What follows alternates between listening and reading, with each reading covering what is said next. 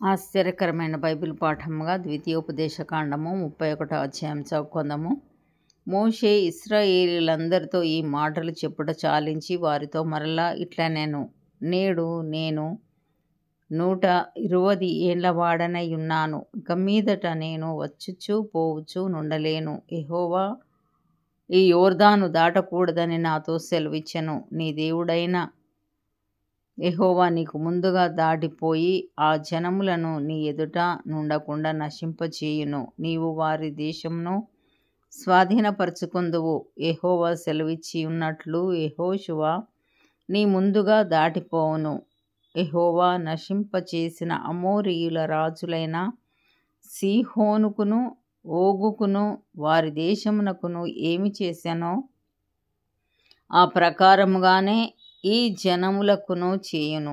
నేను మీకు ఆజ్ఞాపించిన దానినంతటిని బట్టి మీరు వారికి చేయునట్లు యెహోవా నీ చేతికి వారిని అప్పగించును. నిబ్బరము గలిగి ధైర్యముగా నుండుడి. భయపడకుడి. వారిని చూచి దిగులు పడకుడి. నీతో కూడా వచ్చువాడు నీ దేవుడైన యెహోవాయే. ఆయన నిన్ను విడువడు, నిన్నెడబాయడు. మరియు మోషే యెహోషువను పిలిచి, నీవు నిబ్బరము గలిగి ధైర్యంగా నుండుము. యెహోవా ఈ ప్రజలకిచ్చుటకు వారి పితరులతో ప్రమాణం చేసిన దేశమునకు నీవు వీరితో కూడా పోయి దానిని వారికి స్వాధీనపరచవలెను. నీ ముందర నడుచువాడు యెహోవా. ఆయన నీకు తోడయుండును. ఆయన నిన్ను విడువడు, నిన్ను ఎడబాయడు. భయపడకుము, విస్మయముందకుమని ఇశ్రాయేలీయుల అందరి ఎదుట అతనితో చెప్పెను. మోషే ధర్మశాస్త్రమును వ్రాసి యెహోవా నిబంధన మందసమును మోయు యాజకులైన లేవీయులకును ఇశ్రాయేలీయుల పెద్దలకందరికిని దానిని అప్పగించి వారితో ఇట్లా ప్రతి 7వ సంవత్సరాంతమున అనగా నియమింపబడిన గడువు సంవత్సరమున నీ దేవుడైన యెహోవా ఏర్పరచుకొను స్థలమందు ఇశ్రాయేలీయులందరూ ఆయన సన్నిధిని కనబడి పర్ణశాలల పండుగను ఆచరించునప్పుడు ఇశ్రాయేలీయులందరి ఎదుట ఈ ధర్మశాస్త్రమును ప్రకటించి వారికి వినిపింపవలెను. మీ దేవుడైన యెహోవాకు భయపడి ఈ ధర్మశాస్త్ర వాక్యములన్నిటినీ అనుసరించి నడుచుకొనున్నట్లు పురుషులేమి, స్త్రీలేమి, పిల్లలేమి, నీ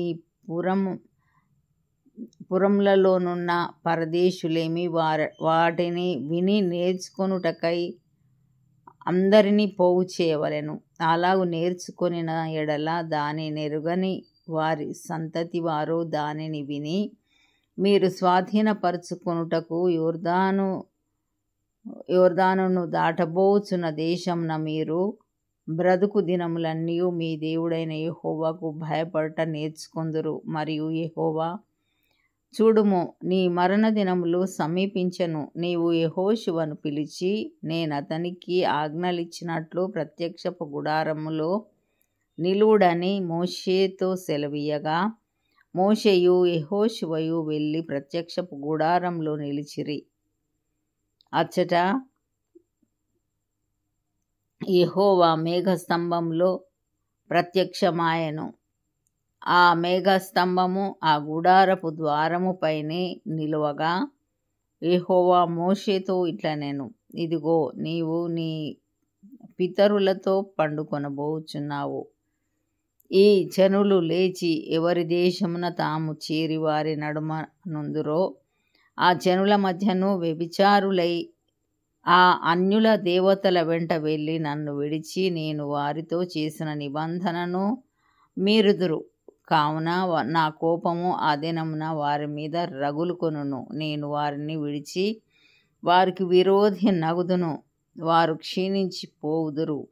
విస్తారమైన కీడులు ఆపదలు వారికి ప్రాప్తించును. ఆ దినమున వారు మన దేవుడు మన మధ్య నుండకపోయినందున గదా ఈ కీడులు మనకు ప్రాప్తించెననుకొందురు.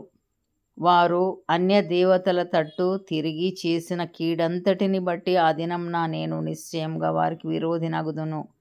కాబట్టి మీరు కీర్తన వ్రాసి ఇశ్రాయేలీలకు నేర్పుడి. ఈ కీర్తన ఇశ్రాయేలీల మీద నాకు సాక్షార్థముగా నుండునట్లు దానిని వారికి కంఠపాఠముగా చేయించుము.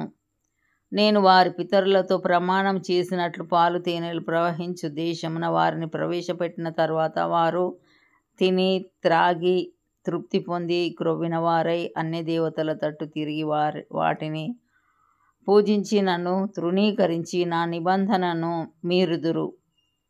విస్తారమైన కీడులు ఆపదలు వారికి సంభవించిన తరువాత ఈ కీర్తన వారి ఎదుట సాక్షిగా నుండి సాక్ష్యము పలుకును. అది మరువబడక వారి సంతతి వారి నోట నుండును. నేను ప్రమాణం చేసిన దేశమున వారిని ప్రవేశపెట్టక మునుపే నేడే వారు చేయు ఆలోచన నేనెరుగుదును అనెను. కాబట్టి మోషే ఆ దినమందే ఈ కీర్తన వ్రాసి ఇశ్రాయేలీలకు నేర్పెను. మరియు యెహోవా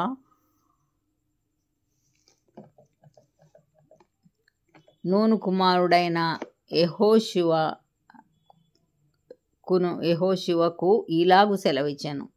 నీవు నిబ్బరం కలిగి ధైర్యంగా నుండుము. నేను ప్రమాణపూర్వకంగా వారికిచ్చిన దేశమునకు ఇశ్రాయేలీలను నీవు తోడుకొని పోవలెను. నేను నీకు తోడయుందును. ఈ ధర్మశాస్త్ర వాక్యములు మోషే గ్రంథమందు యెహోవా నిబంధన మందసమును మోయు లేవీయులను చూచి ఆజ్ఞాపించినదేమనగా, మీరు ఈ ధర్మశాస్త్ర గ్రంథమును తీసుకొని మీ దేవుడైన యెహోవా నిబంధన మందసపు ప్రక్కన ఉంచుడి. అది అక్కడ మీ మీద సాక్షార్థంగా ఉండును. నీ తిరుగుబాటును నీ మూర్ఖత్వమును నేనెరుగుదును. నేడు నేను ఇంకా సజీవుడనై మీతో ఉండగానే ఇదిగో మీరు యెహోవా మీద తిరుగుబాటు చేసితిరి. నేను చనిపోయిన తరువాత మరి నిశ్చయంగా తిరుగుబాటు చేయుదురు గదా. మీ గోత్రముల పెద్దలనందరినీ మీ నాయకులను నా యొద్దకు పోగు చేయుడి. ఆకాశమును భూమిని వారి మీద సాక్షులుగా పెట్టి నేను ఈ మాటలను వారి వినికిడిలో చెప్పెదను. ఏలయనగా నేను మరణమైన తరువాత మీరు బొత్తిగా చెడిపోయి నేను మీకు ఆజ్ఞాపించిన మార్గమును తప్పుదురనియు ఆ దినముల అంతమందు కీడు మీకు ప్రాప్తమగుననియు నేనెరుగుదును. మీరు చేయు క్రియల వలన యెహోవా కోపము పుట్టించున్నట్లుగా ఆయన దృష్టికి కీడైన దాని చేయుదురు. అప్పుడు మోషే ఇశ్రాయేలీయుల సర్వ సమాజం యొక్క వినికిడిలో ఈ కీర్తన మాటలు శాంతముగా పలికెను. ఇంతటితో ఇది నా కొరకైన బైబిల్ పాఠము సరి.